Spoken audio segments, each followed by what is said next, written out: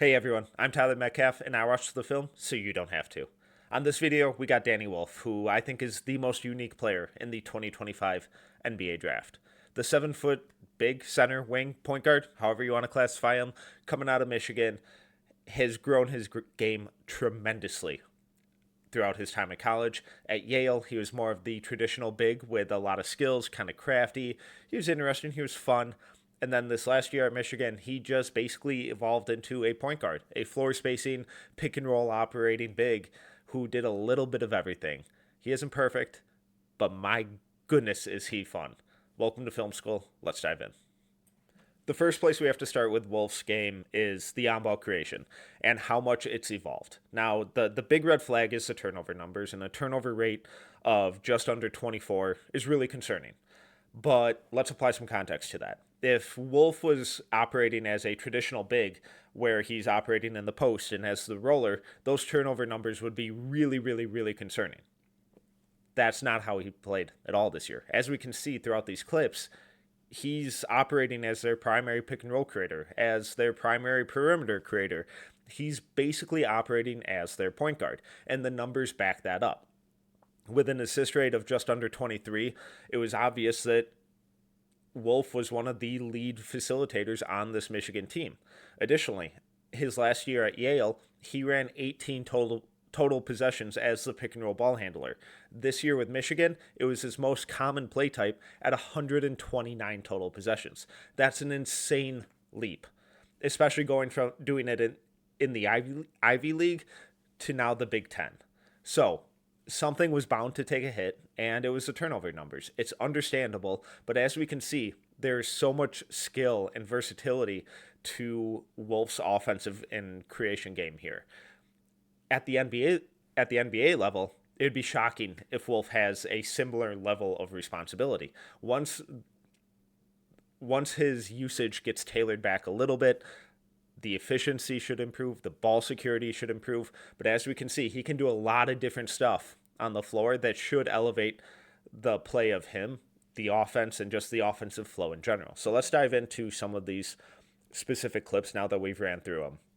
So here he's going to just run a little double drag on the wing, or at the top of the key, excuse me, as he comes off, really utilizes that footwork perfectly, attacks the space downhill, attacks the drop coverage, spins against the defender, secures it high to avoid the dig from number one here, and finishes with his offhand through the contact. Not many bigs are moving like that. Now off the baseline out of bounds, high pick and roll with Vlad Golden. These two ran one of the best pick and rolls in the country this year, and definitely one of the most unique. Comes off the screen, doesn't really create any space here initially, but his stride length and his physical strength allow him to just bully his way past the defender, gets to the rim, inside scoop finish, another bucket. Here we get a kind of a fun baseline view of how he's operating. Does a really good job of showcasing the handle here, getting low in his stance, comes off that screen, gets Trayvon Brazil on the perimeter, attacks back against that high foot against Brazil's momentum, uses his strength, absorbs the contact, attacks the space that his roller is cleared out now, finishes through the contact again with that inside scoop finish. A little bit more footwork with the mid-range game. It's really fun. The same game, just a couple, 2 clips ago, we saw Wolf attacking in a similar way, attack downhill, spin back. But this time the defender does a good job of walling that off. Wolf reacts accordingly, kills his momentum, keeps that pivot foot alive, creates space on the turnaround, knocks down the pull-up jumper. Another high pick and roll here with Vlad Golden. Defense tries to go under. This entire game, Wolf was getting to the rim. We've seen just a couple already throughout this game of him using that footwork, attacking downhill, using his strength to finish at the rim. So this time the defense is going under. Ton of space. Wolf is like, cool, bet. Let me just knock down this three in your face. He had a really good game against USC if you haven't caught on to that yet. So, again, high pick and roll with Vlad Golden. This time they switch with an aggressive help dig from the help defender. Wolf crosses back over, gets the improvised rescreen here from Vlad Golden. They swarm him again. No issue for Wolf at all. Does a really good job of staying composed, reading what the defense is, how they're kind of adjusting to his game and his aggressiveness. Does a really good job of pivoting back over, changing that release point on the pass to counter the double, puts it in a spot where only Golden can get it, and allows him to finish with what should have been an easy bunny. A little DHO action into a high pick and roll. Purdue's defense does a really good job of putting him under pressure, fighting through these screens to blow it up. I believe that's Miles Colvin, who's tailing Trey Donaldson there. Does a really good job of staying attached, not allowing that handoff to take place. So Wolf just improvises. It's like, all right, let's reset, and we're just going to run an inverted pick and roll here. With how versatile NBA offenses are, this is the type of stuff that we could see from Wolf a lot in the NBA. Gets a screen from Namari Burnett, and now he's switched on to the much smaller Braden Smith, which means, Purdue's a smart team. They see this mismatch too. Wolf knows that there's going to be a help defender coming, so he's attacking with his head up.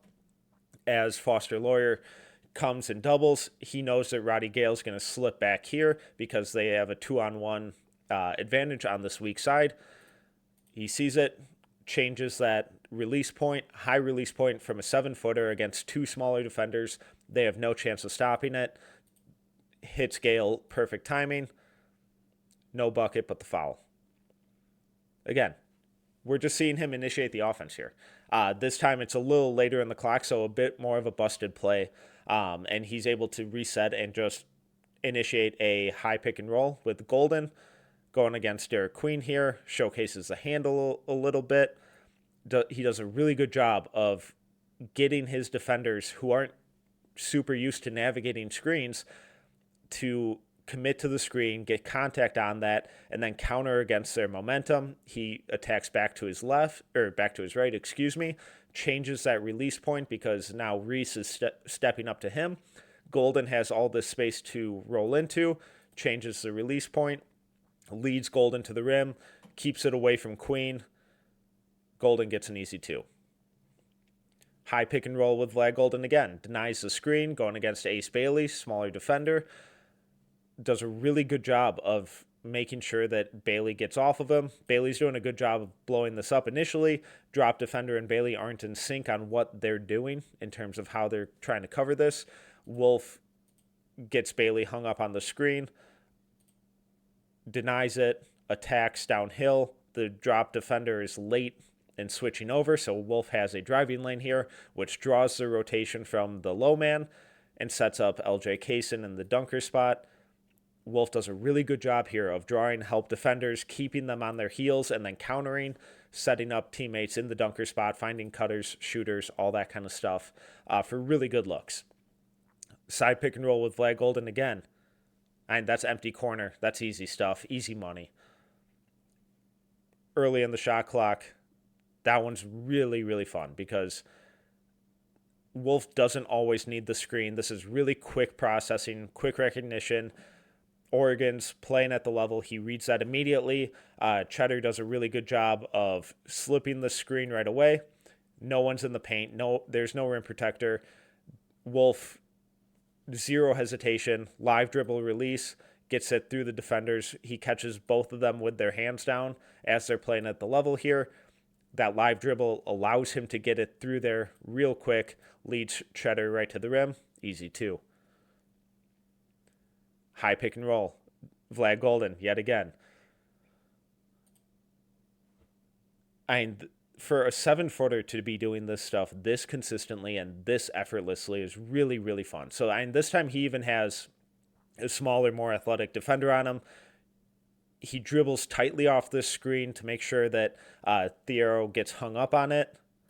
That causes Adu to have to step up a little bit. Help defenders can't totally leave the corner shooters. And again, that live dribble with the weak hand too. Throughout these clips, Wolf is delivering passes from unique angles with his left hand, with his right hand,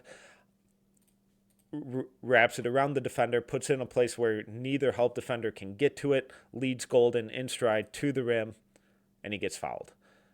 The playmaking and the pick and roll operation from Danny Wolf was so much fun this year.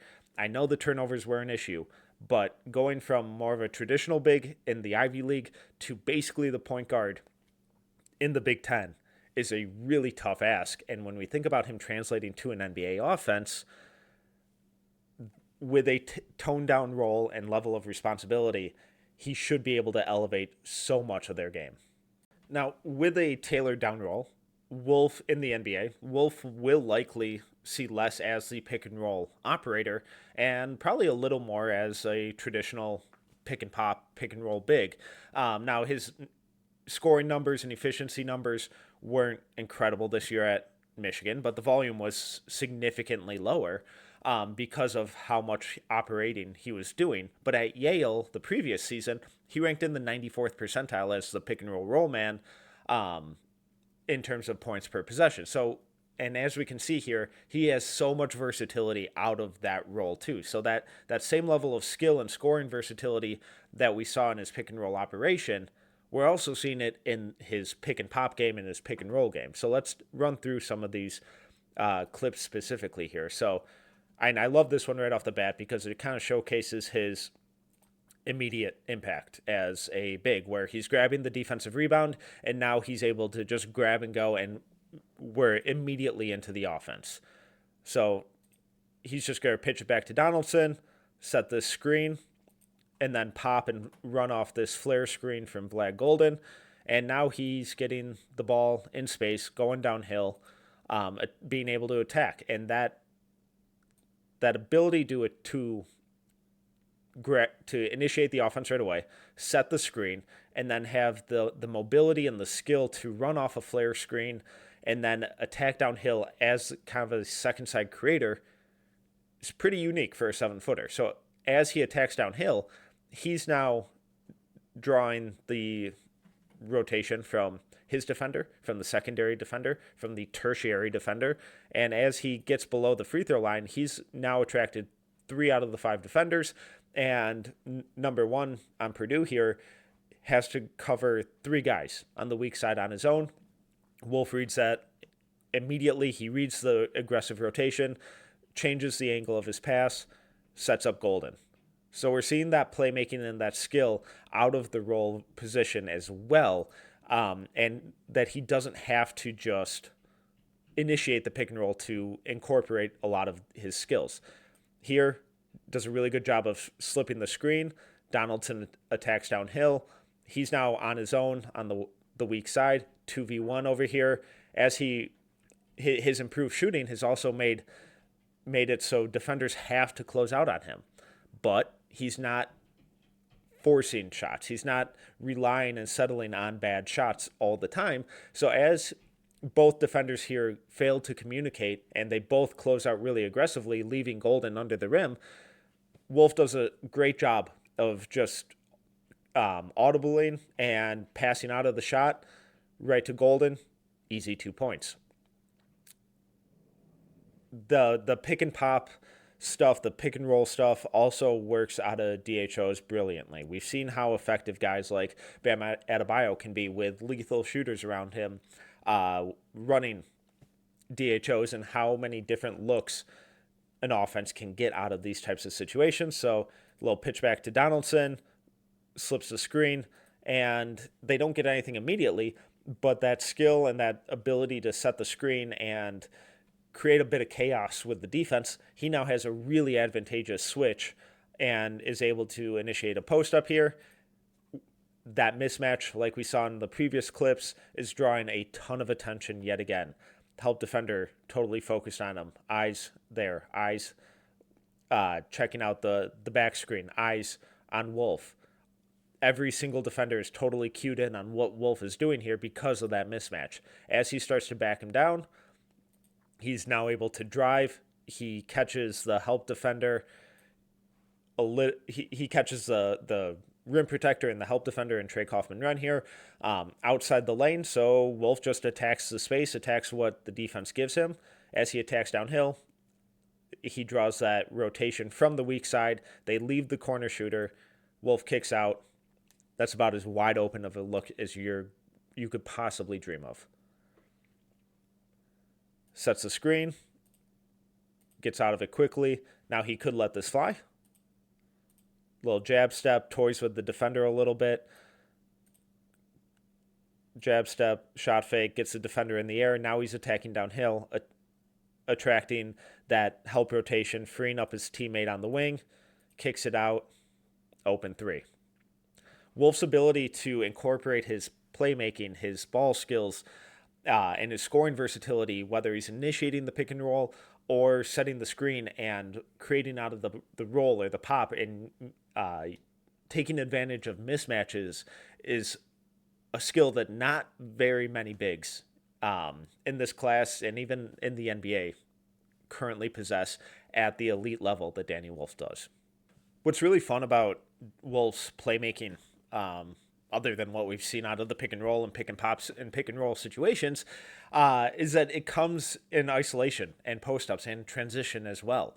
There's a reason that Danny Wolf and Amari Williams are the only 7-footers in the country this year who had a usage over 25 and an assist rate over 22 as well. Additionally, Wolf ranked in the 70th percentile in points per possession in isolation possessions when you include passes. And we can see how that creativity, the handle, the physicality, the playmaking vision all come into play even when he's not running a nasty two-man game.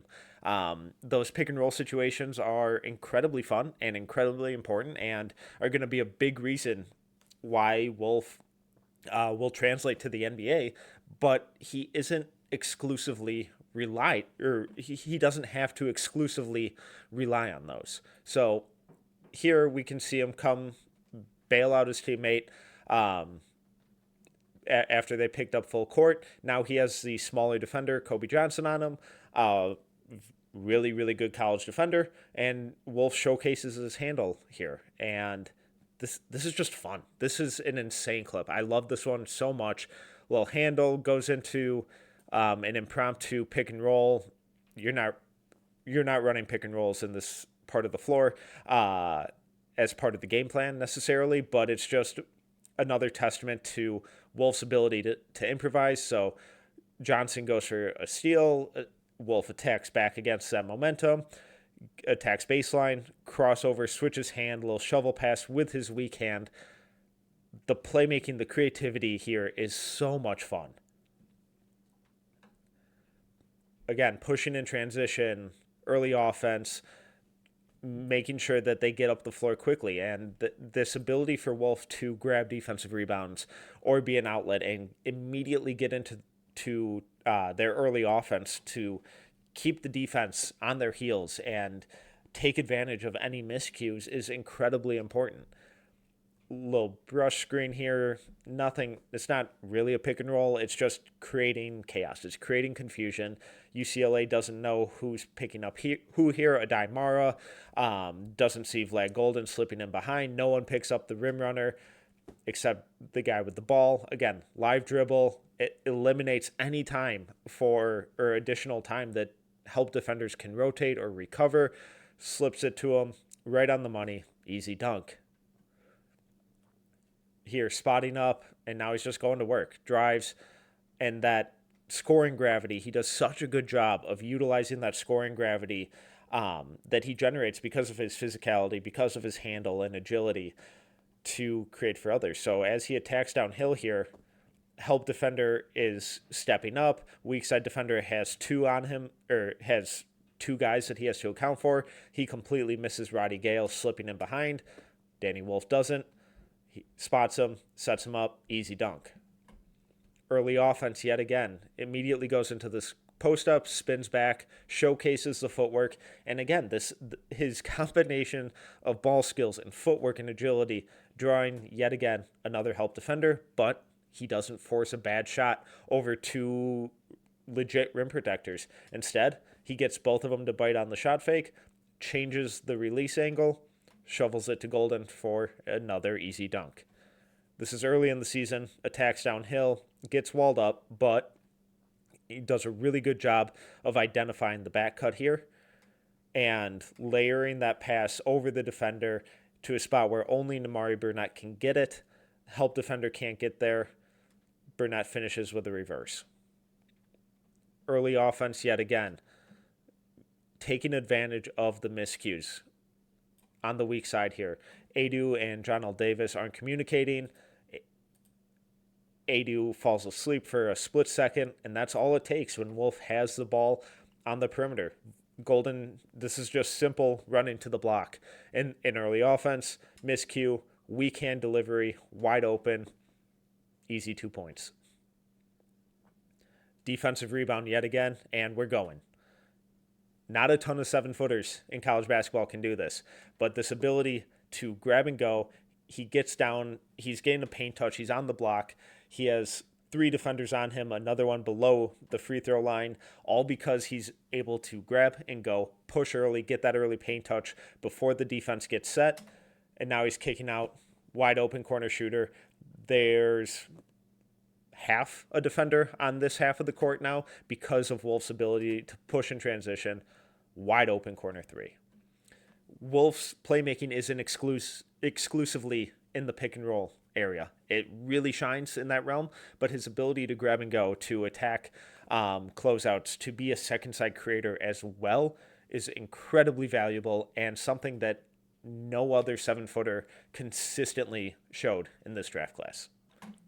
What makes so many of those playmaking opportunities and interior scoring opportunities available for Wolf, as we can see here, is the development of his jumper. Now, the big jump that he made as a shooter this year was shooting off the bounce. And as he jumped up into the 81st percentile, shooting off the dribble, huge improvement. Now, the mechanics are still a little funky where he kind of comes across the left side of his face, but I still buy him. I think they're pretty consistent. I think he has really good touch, and his overall shooting numbers off the catch this year were down a little, where he was only in the 54th percentile shooting off the catch, but last year at Yale, he was in the 89th percentile. So I think there's enough there for him to be a reliable off-ball shooter, on-ball shooter, at reasonable volume, especially once we factor in the context of so many of the different types of shots that he's taking. He has a really wide disbursement of, I mean, that's filthy. How many 7-footers are doing that? And he has a really healthy diet of versatility in shooting off the catch, running off screens, DHOs, pulling up out of the pick and roll, isolation.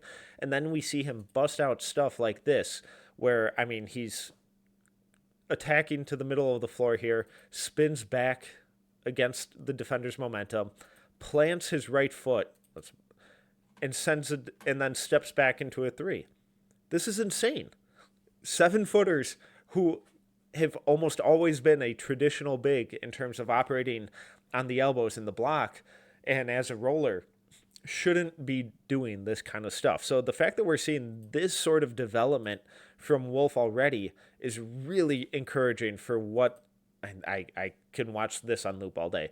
It's just really encouraging for what he can continue to grow into as a shooter, especially once those the responsibility level gets pared down a little bit and he's playing with more of a traditional point guard and he's not asked to do all of that on-ball creation responsibilities. So the shot with Wolf is a big question mark for a lot of people, and it's a polarizing skill of his depending on who you talk to. For me, I buy it given the kind of consistency of the mechanics, even though they're still a little funky. I buy the shooting touch, and when we really focus on the difficulty and the variety of shot attempts that he's taking, any miscues in terms of, or letdowns in terms of efficiency, I'm willing to overlook, given that he's not just standing in the corner shooting. He's doing so much and showcasing real off-ball movement and shot versatility. Danny Wolf isn't a perfect prospect, but he is the most unique one in the 2025 NBA draft. If you hate his defense, I get it. I have a lot of concerns over him as a primary rim protector, but I think as a secondary, he's generally solid. I think the effort is there. His rotations are generally solid. I like the way that he typically moves his feet in space. Is he going to get exposed at times? Of course. Um, and if you just flat out hate the defense, okay, it's a sticking point for a lot of people. But I think his offensive versatility and upside far outweigh any defensive concerns. In an era of NBA basketball where everyone on the court has to be able to dribble, pass, and shoot, Danny Wolf provides all of that immediately and then some while being 7 feet tall.